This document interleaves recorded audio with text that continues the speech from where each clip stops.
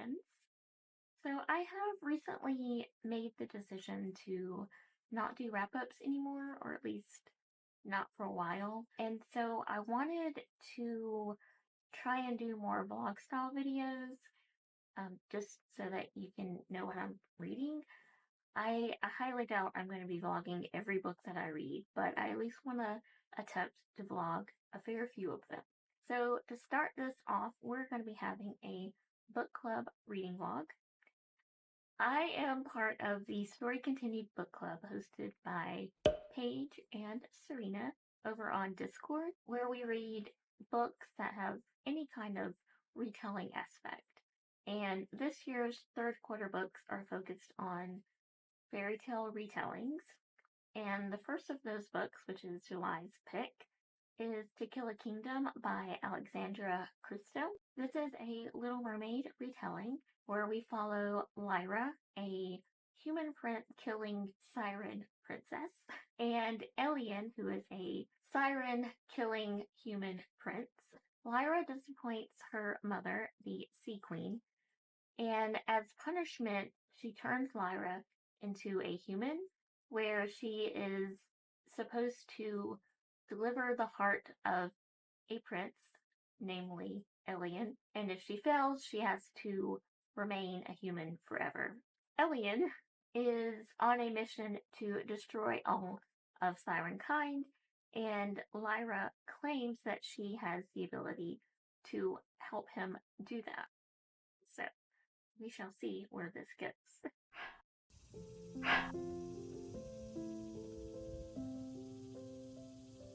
I have a heart for every year I've been alive. There are 17 hidden in the sand of my bedroom. Every so often, I claw through the shingle just to check they're still there, buried deep and bloody. I count each of them so I can be sure none were stolen in the night. It's not such an odd fear to have. Hearts are power, and if there's one thing my kind craves more than the ocean, it's power.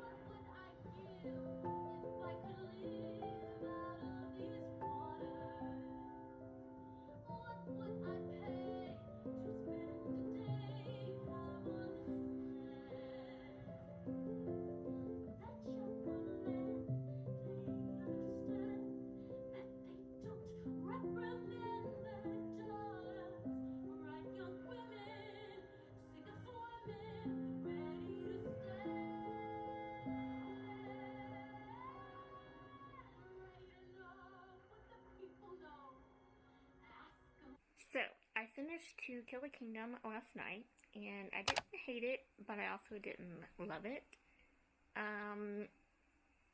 I'd say it's probably middle of the road, 3 stars maybe. However, I did zone out a lot. Like, I didn't even know that they had kissed until they reminded us of it a few chapters later, and I was confused because I had no idea that had even happened. So maybe it should actually be like a 2.5 star. 2.5 would be perfectly in between 5. So I don't know. There were a few things that I liked about it. First off, I really enjoyed the tone of the book. It may not have come off the same as reading it physically as it did in the audiobook, is how I read it. But the audiobook felt very depressing and oppressing, and you can really feel that within the characters' lives and their decisions, as well as the needs of their kingdoms and the demands of their leaders, meaning like Elian's father, the king, and Lyra's mother, the queen. So you did feel that oppressive, depressive atmosphere, and I did like that. I also always enjoy a good found family trope, and this definitely had that. And lastly, I enjoyed that there were some subtle nods to the Disney version of The Little Mermaid. So I enjoyed that. Although I would say that Elliot's personality fit more with Flynn Rider than Prince Eric, but hey. And that actually is a great segue into the next book we're reading. So August's pick is the Book of Gothel by Mary McMyne, I think is how you say that. This is a Rapunzel retelling. Set during medieval times in Germany, a young girl, Heloise, I think that's how you say it, with black eyes and fainting spells, is shunned by her village and finds comfort only in the stories her mother tells her of child-stealing witches, princes in wolf skins, and an ancient tower cloaked in the mist, where women find shelter if they're brave enough to seek it. After her mother's death, she seeks to find the tower her mother spoke of, a place called Gothel, where she meets a wise woman who takes her under her wing and teaches her magic. But Heloise is not the only woman who seeks refuge at Gothel. It is also a haven for a girl named Rika, who carries with her a secret the church wishes to keep hidden, a secret that will reveal dark world of ancient spells and murderous nobles. Okay, so I'm really excited about this one. I think it perfectly fits the witchy theme of my year. 3 weeks after my mother's death, on Christmas Eve, I stared into the empty cupboard. I cursed myself for forgetting to feed the chickens. I hadn't seen them in weeks.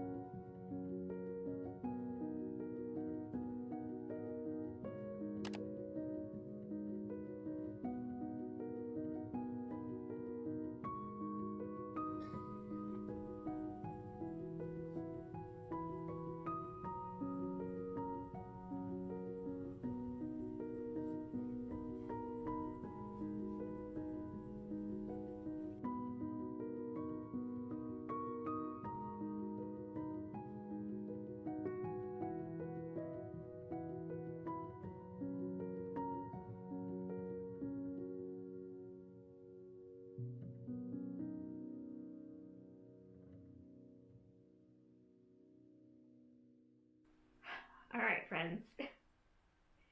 I am unfortunately DNFing the Book of Gothel, which apparently is not Gothel, it's Gothel.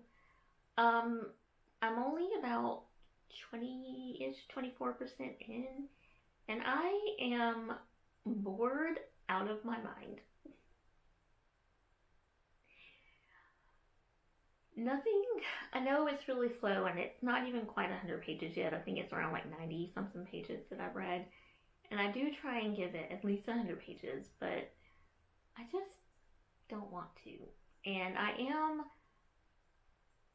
on the verge of potentially going back into a pretty big reading slump, and I don't want to force myself to read a book that is not engaging me at all. Heloise, her name is not Helwise, her name is Heloise,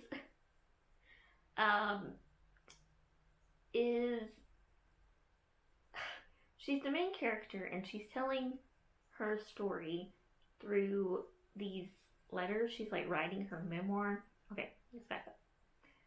The beginning of this book opens up in present day, where I don't know if she's an anthropologist, she's some kind of historian, she's a professor or something, and someone asked her to come look at these papers they found in a basement or something, and so she went and she's looking through them, and she started reading them because they are the papers written by Heloise of her life when she was like in her 70s, 80s, like old lady. And so we're reading through her story, okay, how she remembers it, her memoir. And even though it's Helevy's telling her story about her, it kind of doesn't feel that way. It kind of feels, I don't know how to explain it. I probably should have thought this through before I turned the camera on. But it's just like she's going through the motions of her own life, and it's not really putting any kind of emotion into it at all. Like, quite a lot of things have happened to her in her younger years, which is all I've gotten so far. But I don't feel connected to Helevy's at all. I don't understand her love interest. I didn't feel any kind of, like, why? It's because he's the only boy who's ever paid attention to you. And then it got turned around where supposedly he was also felt the same way about her, but nothing at all ever gave that away. Nothing.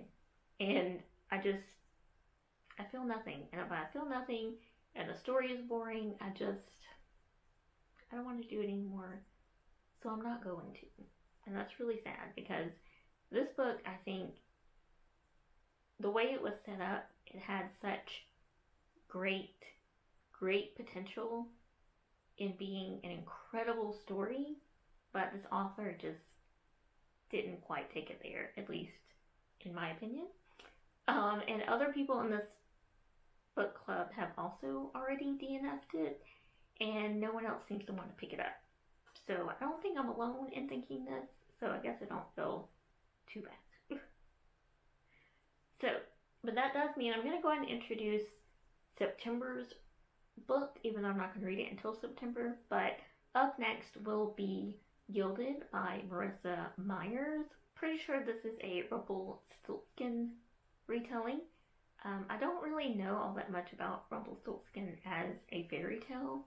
I know it has something to do with turning straw into gold or something like that. I'm not sure. But we're following a young girl who is cursed by the god of lies to tell stories, and like stories that are not true or supposedly not true.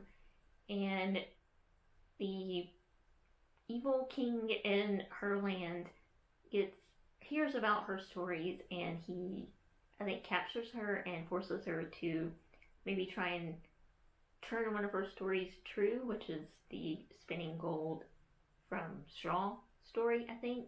And somehow she unwillingly or unwittingly calls upon a little boy who helps her, but I think maybe he's a bit of a troublemaker, trickster kind of guy, who I think might actually be Rumpelstiltskin. And then there's like evil plots and stuff like that. So, whoa, don't fall. Sorry, I'm dropping all of my bookmarks. I just filmed my book tag video and I didn't want to change position, so I still have all my bookmarks with me, and they were falling. So I will talk to you again once I have finished our last book for this quarter.